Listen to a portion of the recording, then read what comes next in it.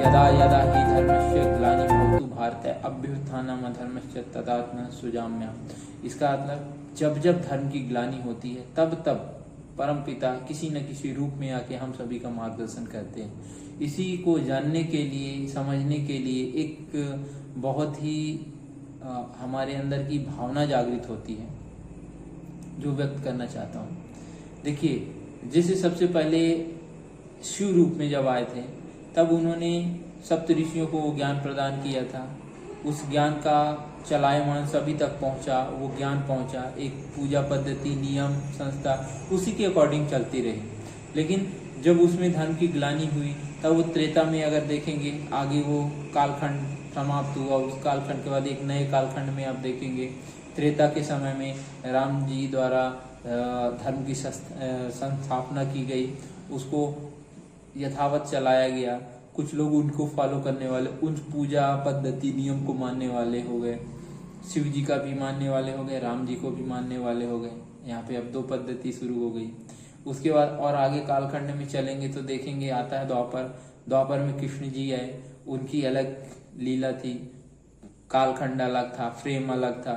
वहां पे आप देखेंगे कि पूजा पद्धति नियम वो बदल गया। मतलब जब जब धर्म की ग्लानि हुई तब तक एक पुरुषोत्तम रूप में वो आते हैं, वो उनके बताए हुए गुणों का वर्णन या कीर्तन या पूजन, जजन जाजन, हर एक चीज हम उन्हीं के अनुसार करना शुरू कर देते हैं।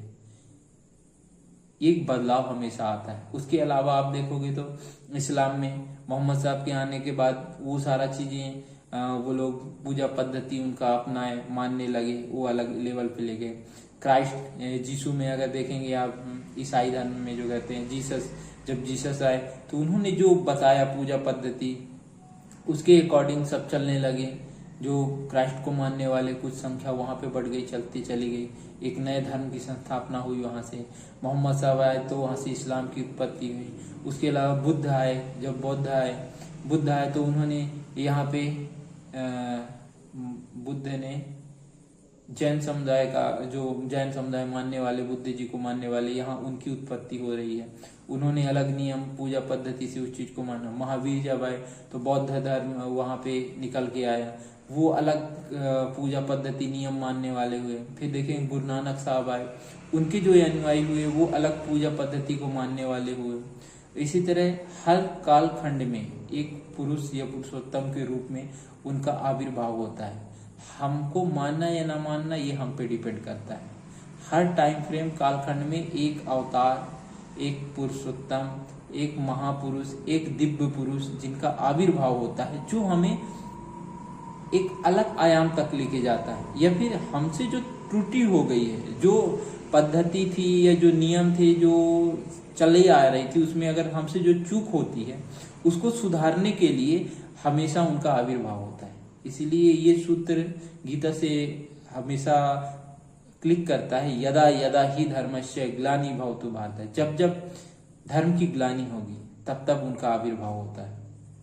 तो ये टाइम फ्रेम, ये कालखंड उसी तरह से चल रहा है। अभी ये कलयुग का अंतिम फ्रेम है, अंतिम समय चल रहा है। किसी देखिए अलग अलग शास्त्र में अलग अलग मतानुसार अलग जगह अलग अलग है, उनके मैं नहीं कहना चाहता हूँ। लेकिन अगर आप देखेंगे, कुछ सर्च कीजिए, रिसर्च कीजिए, जैसे कहा गया काल के अंत में क्या होने वाला है। कलयुग के अंत में गंगा जी सूख जाएंगी। आप देखिए कई जगह पे गंगा जी आई थी तो 10 धाराओं के साथ थी, लेकिन आज वो सिर्फ 2 या 1 ही धारा उनकी बची हुई है। यमुना जी का भी देख लीजिए वही हाल है, ना के बराबर ही अभी सूखा सा पानी उनके चल रहा है। हर एक जगह पे वो इम्पैक्ट डालता है। अगर इस चीज को आप देखेंगे, गहराई से देखेंगे, जानेंगे तो ये इम्पैक्ट बहुत बड़ा डालता है। उसके अलावा आप देखेंगे ये कि इसी कालखंड में जो कहा गया था गाय की हाइट जो है बकरी के समान हो जाएगी। आप देखिए जो मिनी काऊ आई है उसका देखिए, ये भी कलयुग की आखिरी घटना में सत्य साबित हो गई। कहा गया था कि कलयुग के इस समय पे जो है एक बच्ची, 5 साल की बच्ची भी माँ बन सकती है, तो वो भी सच है। मदीना करके है, आप सर्च कीजिए कि पेरू प्रांत की रहने वाली हैं। 5 साल 7 महीने और 14 दिन के समथिंग में वो जो स्वस्थ बच्चे को जन्म दी थी। ये भी घटना सत्य साबित हो चुकी। आप ये सर्च भी कर सकते हैं। उसके अलावा आपने रिश्तों को तार तार होते हुए तो देख ही चुके हैं। तो ये जितनी भी जो इस टाइम फ्रेम में कहा गया था वो सारा चीज फुलफिल हो चुका है। अब एक नया धर्म, कौन सा धर्म आ रहा है अगर कहने की बात करें तो इसकी जिज्ञासा सभी के अंदर होनी चाहिए।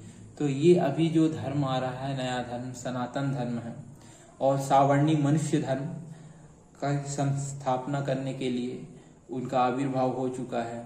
ये धर्म का परिवर्तन शुरू हो चुका है। आप देखेंगे जल्द ही हर जगह पे एक नई लहर, एक नई होड़ मचेगी।